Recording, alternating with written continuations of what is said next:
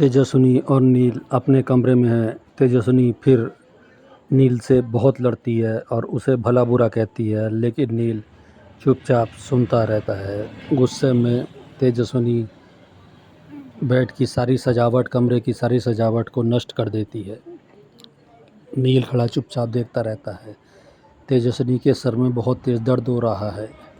पता नहीं कैसे ये बात ऋतुराज को पता लग जाती है और ऋतुराज उसके लिए दवाई का पत्ता लेकर आता है और तेजस्विनी को चिढ़ाता है कि अब तो मुझे तेजस्विनी का ख्याल रखना पड़ेगा। फिर वो बेशर्मी दिखाते हुए चला जाता है। फिर नील उसके सर दर्द का उपाय करता है, जिससे उस तेजस्विनी का सर दर्द ठीक हो जाता है। फिर तेजस्विनी कमरे के चारों तरफ देखती रहती है तो नील समझ जाता है और उससे कहता है कि आप बिस्तर पे सो जाइए और मैं सोफ़े पे सो जाऊंगा। मुझे पता है कि आप मेरे साथ इस कमरे में कंफर्टेबल नहीं हो, लेकिन मजबूरी है। मैं अगर बाहर जाके सोऊंगा तो फिर सबको सवाल जवाब दिक्कत हो जाएगी।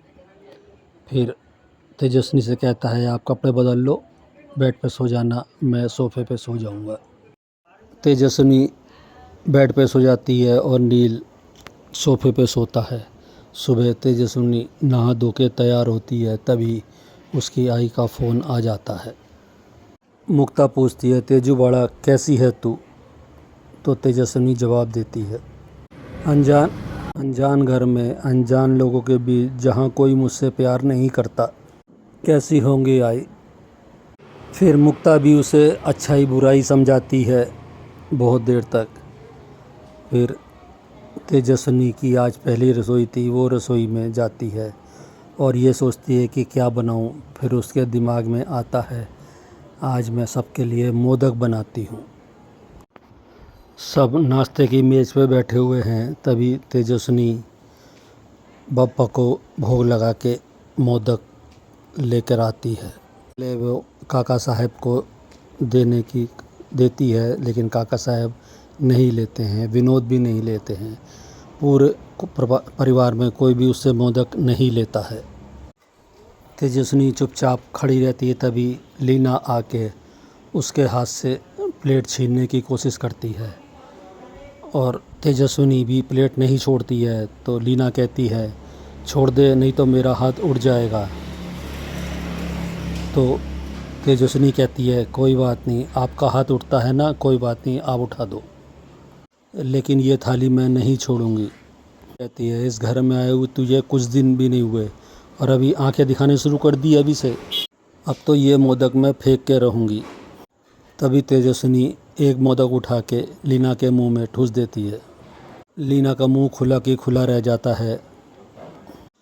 ये सिर्फ मोदक नहीं है आई, ये बप्पा का चढ़ाया हुआ भोग है।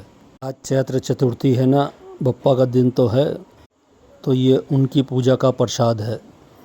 आज के दिन आप ये मोदक फेंक देती तो ये घर के लिए अशुभ होता और मैं ऐसा कैसे होने दे सकती हूँ। तभी जीतू कहते हैं तेजस्वी ने आज बहनी के हाथों से इतना बड़ा पाप होने से बचा लिया। फिर लीना अपने कमरे में चली जाती है।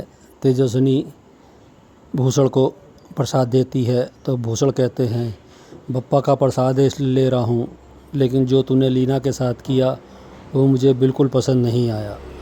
फिर वो विनोद को भी प्रसाद देती है। फिर तेजस्विनी सबको प्रसाद देती है।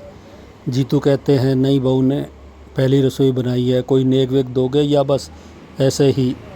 अपनी जेब से पैसे निकाल के उसे देते हैं और कहते हैं हम सब घर वालों की तरफ से। जीतू अपनी तरफ से उसे कुछ पैसे देते हैं। अमृता कहती है नई बहू की नामकरण की रस्म रह गई है, वो और करते हैं। तो यश कहता है आप इतनी रस्म लाते कहाँ से हो? प्राची कहती है तेजू बहिनी आपने इतने बढ़िया मोदक बनाए हैं, नील दादा को भी टेस्ट करवाते हैं, चलिए चलिए।